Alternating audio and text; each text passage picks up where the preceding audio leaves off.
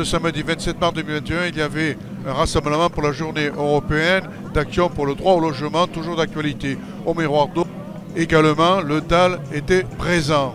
Nous rencontrons Daniel, il nous explique le combat pour le droit, ou plutôt pour les droits des mal logés. Le pourquoi de cette journée aujourd'hui, voilà, c'est-à-dire qu'en 2020,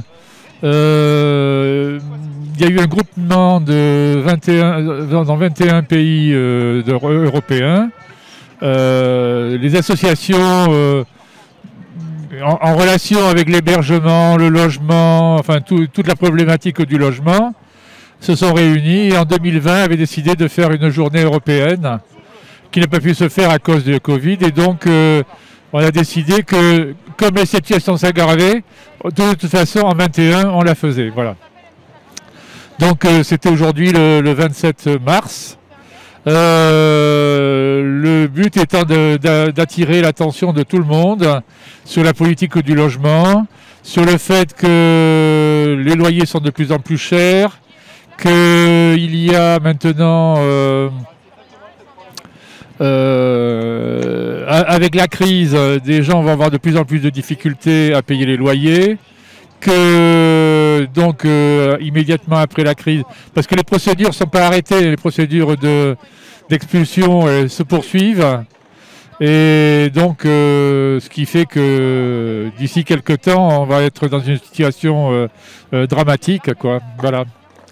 Oui, vas-y. La loi Dalo, maintenant, permet d'expulser tous les squats.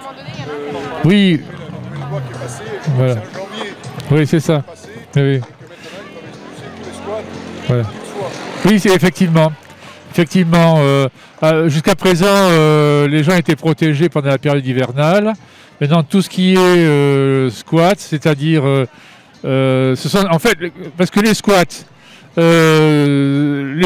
c'est une obligation en fait, dans la mesure où il n'y a pas de logement pour s'héberger, les gens sont contraints d'ouvrir un squat. Voilà.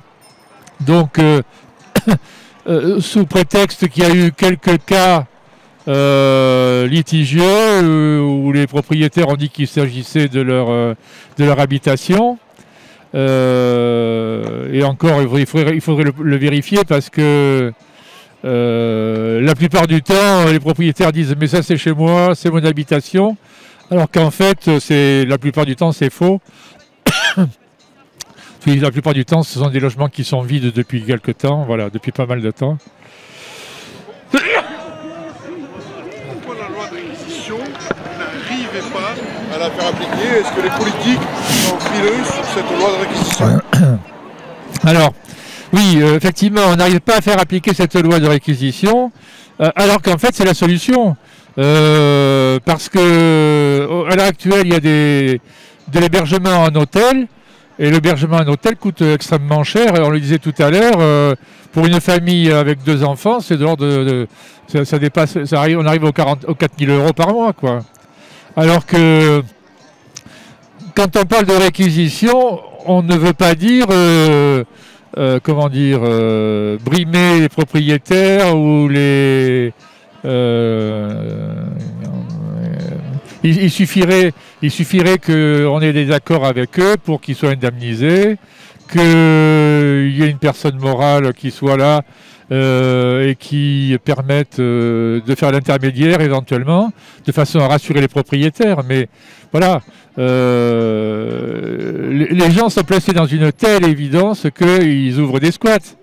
Là, tout à l'heure, il faut dire, tiens, par exemple, le 30 mars, c'est-à-dire mardi, il y a le collectif des morts de la rue qui fait une manifestation. Et je lisais là ce matin, il y a 500, je crois que c'est 535 ou 500, enfin, près de 550 morts à la rue, de gens qui, sans toit. Dans ces 550, il y a un enfant de 5 ans, des adolescents, voilà. Et ce sont des chiffres qui sont donnés par l'association sur des renseignements qu'ils ont recueillis à droite à gauche. Mais l'INSERM a fait une étude et il estime que ce nombre est 6 fois plus important. C'est quand on parle de squat, souvent on parle de logements de particuliers, mais il ne s'agit pas de ça. En fait, il s'agit plutôt d'immeubles appartenant à des collectivités. C'est surtout ça quoi, qui est important. Et là, on a affiché des photos de logements qui sont en parfait état. Vous pourrez voir les photos. La cuisine, tout est neuf. La chaudière est neuve. Il y a eu un système de ventilation mécanique qui est neuf, qui met totalement aux normes, mais aux normes récentes, hein, de chauffage. Voilà. Donc cet immeuble-là, la décision de le démolir a dû être prise aux environs de 2010.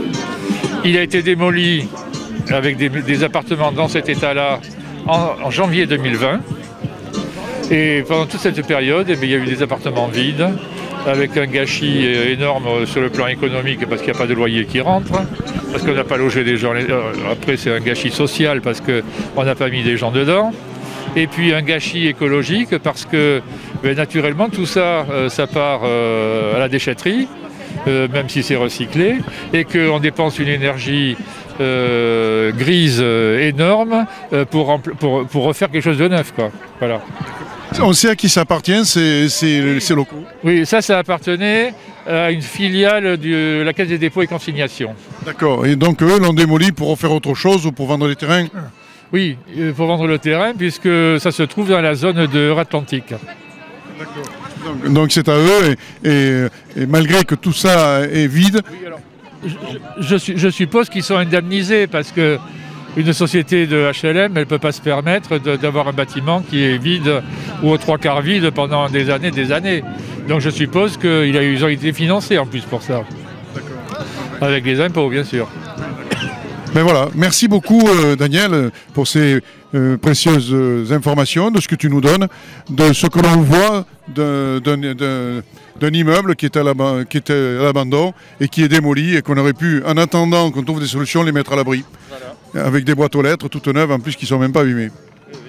Voilà, c'est un énorme scandale sanitaire et social. Quand la décision a été prise, cet immeuble avait été rénové 3-4 ans avant, quoi. Ah oui, quand même. Ben oui. Moi, c'est les photos. Il a été rénové en 2000, d'après ce que je sais, 2007-2008. Ah oui, en effet. Les photos, moi, je les ai prises en 2013. Ah oui, en effet. Voilà, et il a été démoli en 2020.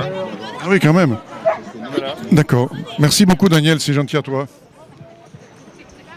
Cet appartement, les photos sont prises dans un immeuble de 150 logements. Et cet immeuble-là a été démoli en janvier 2020. Voilà. Donc, et la décision entre la décision de vider cet immeuble et sa démolition, il s'est écoulé à peu près 10 ans, quoi. Donc c'est 10 ans pendant lesquels il y avait énormément de logements vides, avec un grand confort et un excellent état, quoi, et qui n'a pas servi. Alors il y a eu quelques logements, pour dire la vérité, il y a eu quelques logements qui ont été occupés, que la préfecture a confiés à une association pour héberger des gens pendant la période hivernale. Bon, en fin de période hivernale, ils devaient être mis dehors.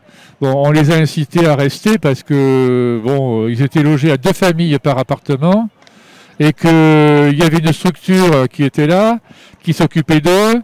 Donc on a dit, bon, il est préférable que ces gens-là restent. Donc on a insisté pour qu'ils restent et puis finalement ils sont effectivement, la préfecture a renouvelé, mais il s'agit de quelques logements alors qu'il y en a 150 qui sont restés libres. Quelles difficultés vous rencontrez en tant qu'association pour vous faire entendre auprès des pouvoirs publics? Des manifestations comme aujourd'hui devraient être plus nombreuses. Et puis également, il nous faut des énergies. On a fait une procédure là, contre la préfecture. Et bon, même si on n'est pas très nombreux, on espère qu'on obtiendra gain de cause, quoi, pour obliger la préfecture à faire des réquisitions. Toutes les associations qui sont ici sont des gens qui s'intéressent à l'habitat, au logement, à l'hébergement. Donc il faut rejoindre toutes ces associations, y compris le DAL, parce que ça demande une énergie monstrueuse, quoi. Parce que personnellement, je suis un privilégié. Et moi, je suis catastrophé de voir la situation, que je pense que des solutions seraient relativement simples à trouver, avec simplement un peu de bonne volonté, quoi, de la part des pouvoirs publics. Ouais. On pourrait mettre tous ces gens-là à l'abri, oui. et qu'il y aurait plus de gens à la rue.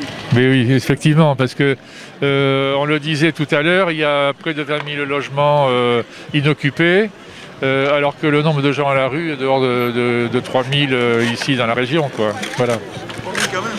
Oui. Ça fait beaucoup. Et oui, ça fait beaucoup, oui. Ben, merci à toi.